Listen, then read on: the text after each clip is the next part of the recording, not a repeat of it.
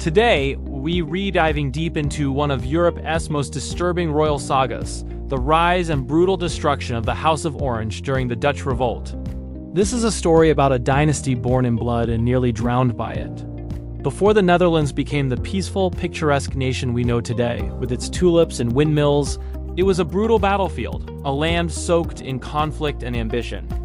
In the 1500s, this region, known then as the Low Countries, was under the iron fist of the Spanish Empire, at the time, one of the most powerful and ruthless forces on the planet. The Spanish crown ruled with absolute authority, imposing its will, its religion, and its heavy taxes upon the Dutch people. But a spirit of defiance was brewing. The Dutch craved freedom, freedom to worship, freedom to govern themselves, freedom from foreign domination. But they would soon learn that the price of this freedom would be horrific, paid in generations of suffering. At the very center of this brewing storm stood one man, William of Orange, a figure who would become known to history as William the Silent. William wasn't born a revolutionary. He was a nobleman of immense wealth, highly educated, charming, and a trusted courtier in the service of the Spanish king. He was the last person anyone would have expected to lead a rebellion. But as he witnessed the escalating cruelty of Spanish rule, the public executions, the religious persecution of Protestants by the Inquisition, his conscience could no longer stay silent. He chose to stand with his people, transforming from a loyal subject into the unlikely leader of a rebellion that would shake the foundations of Europe and reshape its future forever. But this courageous stand came at a terrible price. The Spanish Empire, enraged by his betrayal, declared William an outlaw, a traitor to the crown. A massive bounty was placed on his head, a king's ransom in gold and the promise of a noble title to anyone who could deliver him, dead or alive.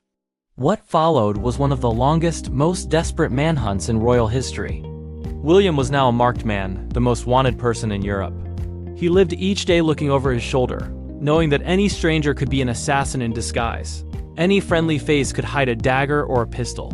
He survived multiple assassination attempts, each one more audacious than the last.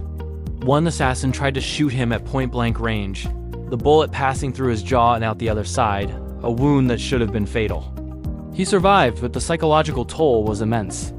His friends were not so lucky. Many were captured, brutally tortured for information, and publicly executed to send a message. His closest allies were systematically hunted down and eliminated. The circle of terror tightened around him, turning his life into a waking nightmare. The war wasn't just on the battlefield. It was a deeply personal assault on everything and everyone he held dear. The tragedy seeped into his own family. His first wife, Anna van Egmont, died young under mysterious circumstances, leaving a shadow of suspicion and grief. But the most heart-wrenching blow came when his eldest son and heir, Philip William, was just a boy. In a shocking act of cruelty, Spanish soldiers stormed his university lodgings in the dead of night, kidnapping the 13-year-old prince. He was forcibly taken to Spain, a pawn in a cruel political game. There, he was indoctrinated, forced to abandon his family's cause, his Protestant faith, and even his native language. He grew up a prisoner in a golden cage, a stranger to his own father. William of Orange would never see his firstborn son again.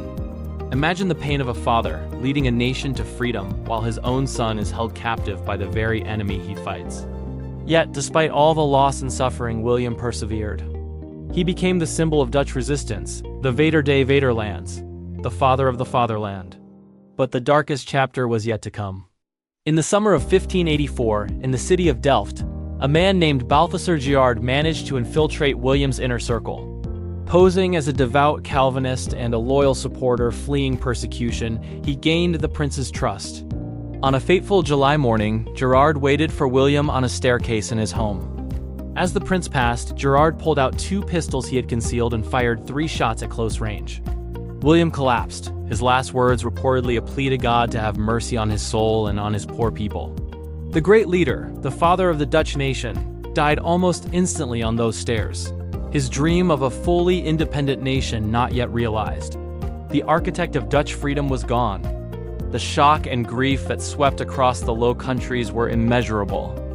Their hero had been slain not on the battlefield, but in his own home by a traitor.